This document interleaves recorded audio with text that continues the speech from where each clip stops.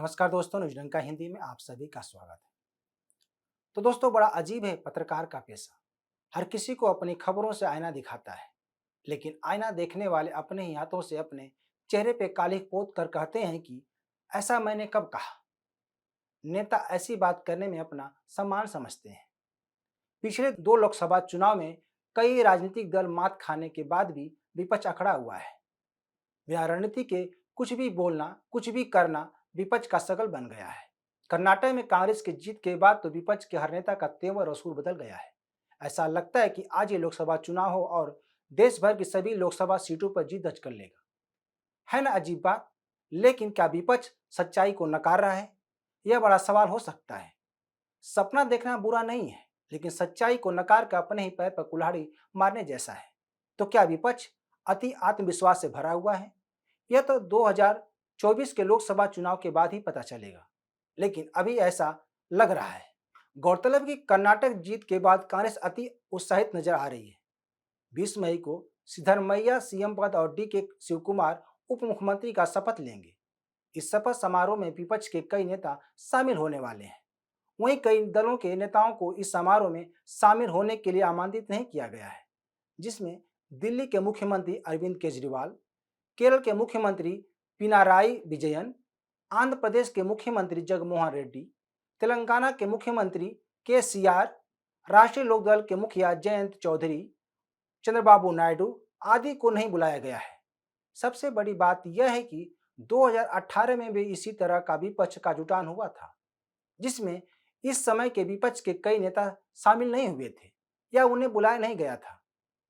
जबकि ऐसे कई नए चेहरे हैं जो इस बार के समारोह में शामिल होंगे। बता दें कि 2018 में कांग्रेस जेडीएस के साथ मिलकर सरकार बनाई थी। उस समय एचडी कुमारस्वामी सीएम बने थे। कुमारस्वामी के शपथ समारोह में भी विपक्ष का जमावड़ा लगा था, जिसमें तब विपक्ष के नेताओं में शामिल मायावती की सोनिया गांधी से गले मिलते हुए तस्वीर खूब चर्चा बटोरी थी। लेकिन इस बार के समारोह में मायावती को निमंत्रण नहीं दिया गया है, लेकिन ममता बनर्जी को निमंत्रण दिया गया है। लेकिन कहा जा रहा है कि वे समारोह में शामिल नहीं होंगी, वे अपना प्रतिनिधि भेजेंगी। वहीं 2018 में ममता बनर्जी और सीताराम येचुरी में भी हाय हल्लो करते हुए तस्वीरें सामने आई थी। इस बार भी सीपीएम मार्क्सवादी के महासचिव सीताराम येचुरी और सीपीआई के महासचिव डी राजा भी शामिल होंगे। इस बार के समारोह में बिहार के मुख्यमंत्री नीतीश कुमार, उप मुख्यमंत्री तेजस्वी यादव, महबूबा मुफ्ती, तमिलनाडु के मुख्यमंत्री एम के स्टालिन, झारखंड के मुख्यमंत्री हेमंत सोरेन, एनसीपी मुखिया शरद पवार, उद्धव ठाकरे और अभिनेता और नेता कमल हसन को भी बुलाया गया है। बता दें कि 2018 के शपथ समारोह में चंद्रबाबू नायडू और राष्ट्रीय लोकदल के मुखिया रहे अजीत सिंह चौधरी शामिल हुए थे, लेकिन इस बार चंद्रबाबू नायडू को नहीं बुलाया गया है, जबकि अजीत सिंह चौधरी का 2021 में निधन हो गया। वहीं उनके बेटा जयंत चौधरी पार्टी की कमान संभाल रहे हैं। इस समय अखिलेश यादव और जयंत चौधरी में अच्छी बन रही है। 2022 के यूपी विधानसभा चुनाव में दोनों ने साथ मिलकर चुनाव लड़ा था। इस बार भी कुछ नहीं बदला है, केवल मंच बदला है और कुछ चेहरे। इस बार पीएम के उम्मीदवारों में कई नाम हैं, जबकि पिछली बार ऐसी कोई चर्चा नहीं हुई थी। लेकिन 2018 में भी कांग्रेस ने शपथ ग्रहण समारोह को शक्ति प्रदर्शन के रूप में इस्तेमाल किया था। 2024 के लोकसभा चुनाव के लिए इस बार नीतीश कुमार घूम घूम कर विपक्ष के नेताओं को एकजुट करने का काम कर रहे हैं। जबकि बड़ा सवाल यह है कि पिछले दिनों नीतीश कुमार नवीन पटनायक से मिले थे। दोनों नेताओं की बैठक के बाद नवीन पटनायक ने यह कहकर विपक्ष की हवा निकाल दी थी कि इस संबंध में कोई बातचीत नहीं हुई है। इसी तरह ममता बनर्जी को भले बुलावा भेजा गया हो, मगर कर्नाटक चुनाव से पहले कांग्रेस टीएमसी मुखिया से दूरी बनाए हुई थी। लेकिन चुनाव परिणाम आने के बाद ममता बनर्जी ने कांग्रेस के साथ आने के लिए हामी भर दी थी, जबकि उससे पहले ममता बनर्जी ने कहा था कि टीएमसी लोकसभा का चुनाव अकेले दम पर लड़ेगी। लेकिन ये वही कहावत हो गई कि पल में तोला पल में मासा, यानी समय देखते हुए ममता बनर्जी गिरगिट की तरह रंग बदल रही हैं। वहीं केजरीवाल को कांग्रेस द्वारा निमंत्रण नहीं देने की बात समझ में आती है। 2013 से लेकर अब तक अरविंद केजरीवाल ने केवल कांग्रेस को झटके पर झटका दिया है। आम आदमी पार्टी ने कांग्रेस से 2 राज्य छीन लिए हैं, जिसमें पंजाब और दिल्ली शामिल है। इसके साथ ही गुजरात, गोवा में लगातार आम आदमी पार्टी का वोट छीनती नजर आ रही है। इस साल राजस्थान, छत्तीसगढ़ और मध्य प्रदेश में विधानसभा चुनाव होने हैं, जहां आम आदमी पार्टी लगातार सक्रिय है।